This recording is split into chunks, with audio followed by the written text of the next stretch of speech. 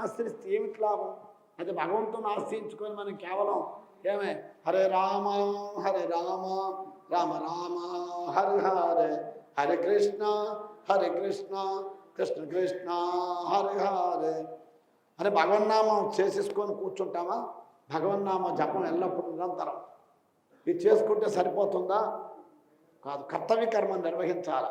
మన పని ఏదుందో ఆ పని డ్యూటీని తన కర్తవ్యాన్ని తాను చక్కగా ఏ సమయంలో ఎప్పుడు నిర్వర్తించాలో అప్పుడు నిర్వర్తించాలి. ఆ పని ఎట్లా ఉండాలా? సత్యంగా ఉండాలా, ధర్మంగా ఉండాలా, నీతిగా ఉండాలి. అది పరోపకారమై ఉండాలా, ఇతరులకు ఉపకారం కలిగించిందిగా ఉండాలా, పరులకు ఉపకారం చేయాలా, వీలైనంత వరకు ఓర్పును కలిగి ఉండాలి. ఓర్పు, దయ, క్షమ, దయ కలిగి ఉండాలి, క్షమ కలిగి ఉండాలి, ఓర్పు కలిగి ఉండాలి. అంటే కోపం, అంటే కోపం ఏమే ఉండరాదు. అట్లా ఉన్న వ్యక్తులు, అటువంటి ఉన్న వ్యక్తి జీవితంలో ఏది సాధించలేడు. తన లౌకికంలో కూడా సాధించలేడు, వ్యవహారంలో కూడా ఏమీ చేయలేడు, తన పామర జీవనం కూడా గడపలేడు.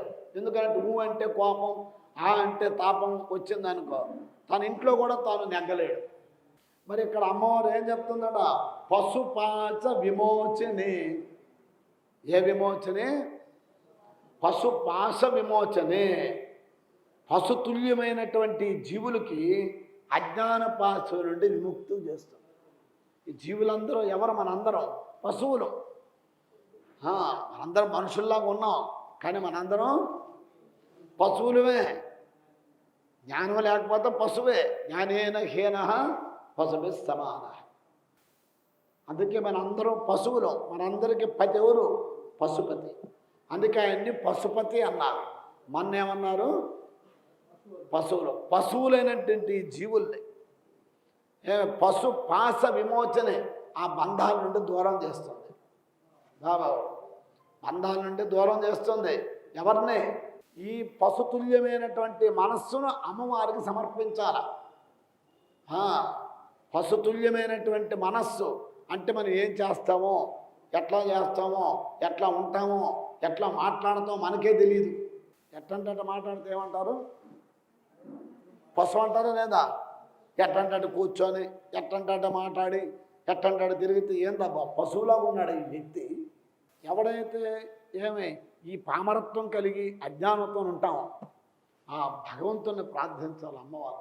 ఏ పరమేశ్వరి మాత, నాలో ఈ పశుభావాన్ని దూరం చేయి, నాలో ఈ అజ్ఞానాన్ని తొలగించు, నాలో ఈ మాటికి కోపాన్ని తొలగించు. కోపమే పశువు అన్నమాట. నీ కోపము నీకు శత్రువు అన్నాడా లేదా? కోపము పాపము, కోపము గల తపస్సుకి జన్నే. కోపమే పాపం. పాపం అంటే ఎక్కడ లేదో, కోపమే పాపం. అందుకే భగవంతుడు ఏమన్నాడు భగవద్గీతలో?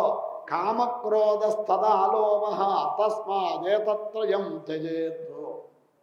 కామాన్ని, క్రోధాన్ని, లోభాన్ని ముందు విడిచిపెట్టమన్నాడు. అందులో కోపం అనేది మహా ప్రమాదం. ఆ కోపం గల వ్యక్తి ఏమి చేస్తాడో తెలియదు. ఆ టైంకి ఏం మాట్లాడతాడో తెలియదు. చూడండి మరి అటువంటి నా క్రోధం నుండి నన్ను రక్షించు హే జగన్మాత. నాలోనే ఎప్పుడు ఇతరులను తిట్టే గుణం నాకుంది. ఇది ఏ గుణం అంటారు? ఇది పశుగుణమా మంచిదా? ఇతరులను తిట్టేది అది మంచిదా చెడ్డదే? చెడ్డ. ఇతరులని మనం తిట్టరాదు. ఇటువంటి తిట్టే స్వభావం మనకున్నది. రోజు ప్రార్థన చేయాలి. ఏ పరమేశ్వర, నాకు ఈ చెడ్డ గుణం నుండి దూరం చెయ్యి. అదే పశుతుల్యమైనటువంటి జీవనాన్ని తొలగించుకోవడం. దాన్ని ఎట్లాగా? సదాచారంతోనే ఈ గుణాన్ని తీసేయాలి.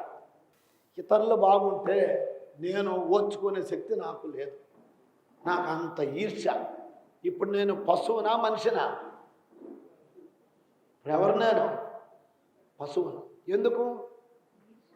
ఈర్ష్య పశువు. ఈర్ష్య లేకుంటే నువ్వు మనిషివి. ఆ మనిషివి అన్నమాట. దైవ గుణాలు కానీ పెంచుకుంటే దేవతవు.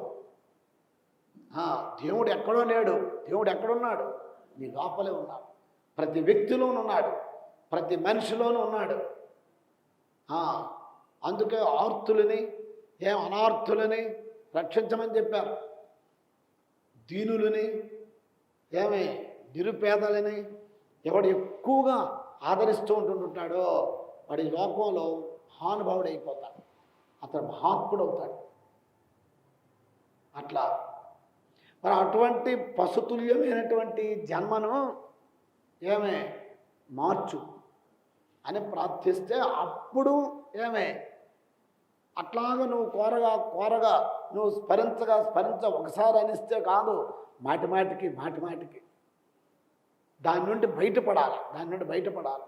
అప్పుడే మారుతుంది ఒక గుణం, లేకపోతే మారదు. అట్లాగే వ్యసనాలు కూడా అంతే.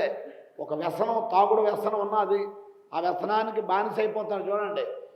వాడు మాటిమాటికి దాన్ని అనుకొని ఇది నేను వదిలేయాలి, ఇది నేను వదలాల అనుకొని మాటిమాటికి ప్రయత్నిస్తే కానీ వదలలేడు. వ్యసనం అంటే చాలా చెడ్డది. అది ఎట్టి వ్యక్తినైనా సరే కిందకి నాశనం చేసేస్తారు. చూసారా? మరి అటు ఏదైనా సరే, ఇక్కడ తాగుడైనా సరే, ఒక గుటకం అలవాటైందనుకో అదైనా అంతే, ఒక పేపర్ చూడడం అలవాటైందనుకో అదైనా అంతే, ఒక టీవీ చూడడం అలవాటైందనుకో ఇక నీకు 24 గంటలు చూసి అలవాటైతే ఇక దాన్ని వదలవు. ఇక సెల్లను ఎప్పుడంటే అప్పుడు తీసి చూసుకోవడం అనుకో ఇక అలవాటు అయిపోయింది అనుకో, నువ్వే పని చేస్తున్నప్పుడు కూడా నన్ను చూసుకుంటూ ఉంటున్నావు. దాని నుండి నువ్వు బయట తప్పించుకోవాలనుకుంటే రోజు ప్రార్థన చేయాలి. పరమేశ్వర, నాకు ఈ సెల్ల అనే భూతం నుండి నాకు చూడకుండా నన్ను దూరం చేయి అని ప్రార్థన చేసిస్తే కాదు, ప్రార్థన చేసి నువ్వు ప్రయత్నించాల.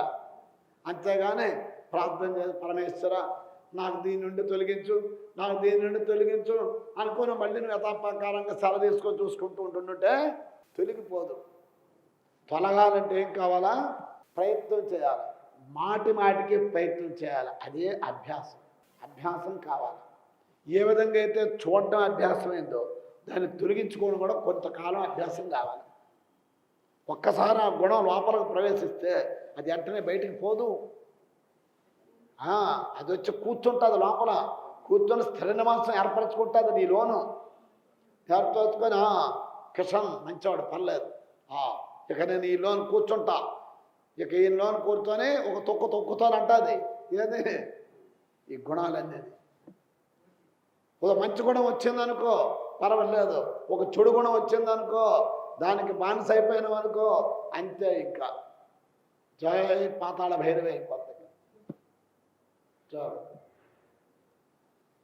అందుకే కాబట్టి గుణాన్ని తొలగించుకోవాలనంటే ప్రయత్నం చెయ్యాలా, దానికి అనుకూల పరిస్థితులు ఏర్పరచుకోవాలా, వాటి నుండి గమనిస్తూ ఉంటున్నాడు.